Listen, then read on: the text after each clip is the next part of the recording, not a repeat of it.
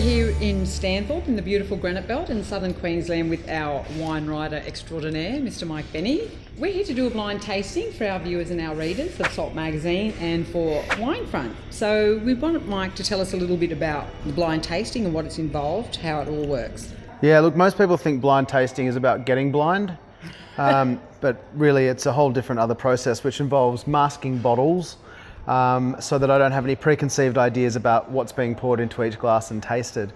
I felt that it was important to have a strategy in which all wines would have equal chance with no pre-knowledge about the producers, where they're grown or what the varieties are. I can see the colour of the wine, but I don't know really much more information about each wine, so I can give my best perception of what is in each glass. I think you'll be really excited by what he sees. We've got a large range of wines there for him to taste. So 92 different wines been submitted for this tasting. So it's going to test Mike a little bit, because it won't be easy to pick his way through all these different flavours in a blind tasting situation. Well, the college has been here for 10 years, and it was set up essentially as a training college to assist the wine tourism industry primarily, but food and wine tourism, not just on the Granite Belt, but in Queensland more generally. Now, you are Editor-in-Chief and writer for the Winefront, Australia's most active review site for subscribers. Tell us a little bit about that, how it operates and how people can subscribe to the Winefront. Sure, look, winefront.com.au is the longest serving online wine resource for consumers and trade, with a view that there was a big gap in the market for intelligent wine commentary, reviews and articles that would be serviced by a subscription model. I came on board the Winefront probably about 6 or 7 years ago, and perhaps its greatest feature is the interaction that you see in the commentary on each wine review or article. At this stage there's some 150,000 comments. I would say that there's in the vicinity of 100 plus comments added to the Winefront per day. It means that there's this real dynamic that keeps people talking about wine, and consumers can pile in with their opinions about wines.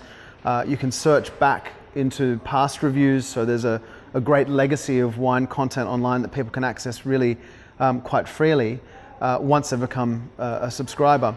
But adding into that, we also have started powering the content for an app called Winosphere.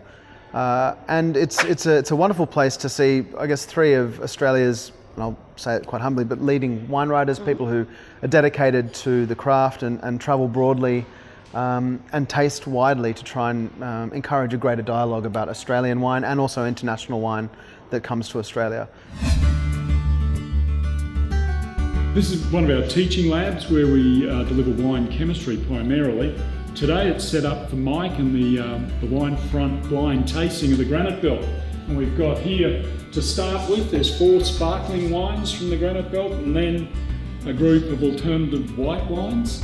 And they're all bagged up, so Mike can't tell what they are. And when he's finished the whites, and there's a good number of whites there, I think we've got 50 white wines for him to taste. And then we've got 42 red wines here, and they're all bagged up and ready to go too. So we've got a great number of wines for him to taste, and I'm very excited to hear just what he thinks of them.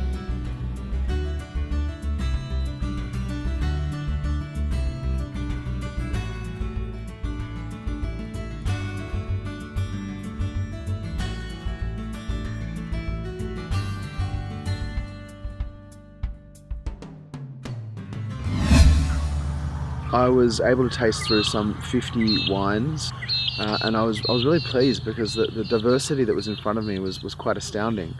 I started my day off with sparkling wines and saw an excellent sparkling Vermentino. Vermentino is an unusual and lesser planted grape variety from Italy, so to have that as a sparkling wine was quite a rare treat.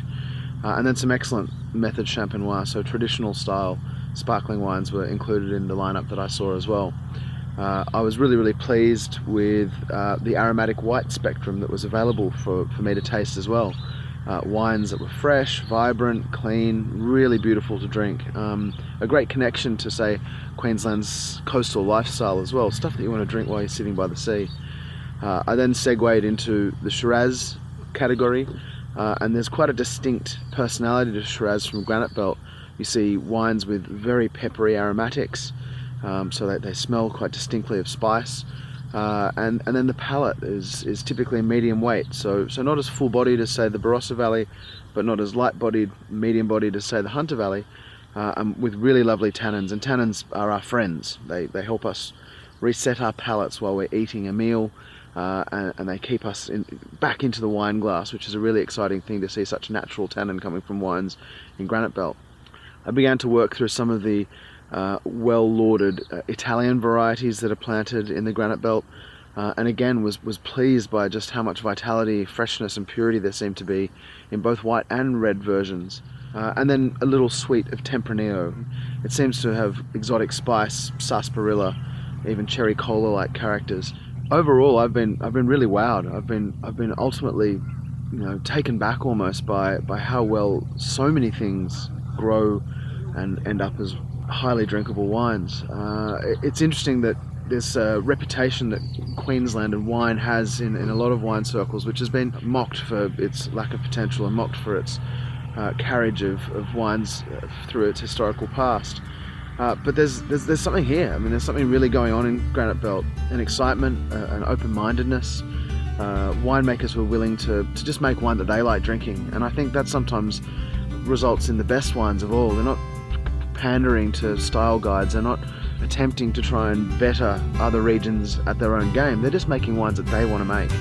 And it fits really nicely into their lifestyle here. Fantastic local produce, and a culture which seems to begat a friendliness amongst winemakers as well, which helps them share and discuss, develop ideas and create a better wine culture existing in the region. So I'm kind of going away going, wow, I mean, I want to see more of what's going on here, and I want to explore as these people explore as well, as these winemakers continue their own journey. I want to be part of that. I'm really excited to see what's going on.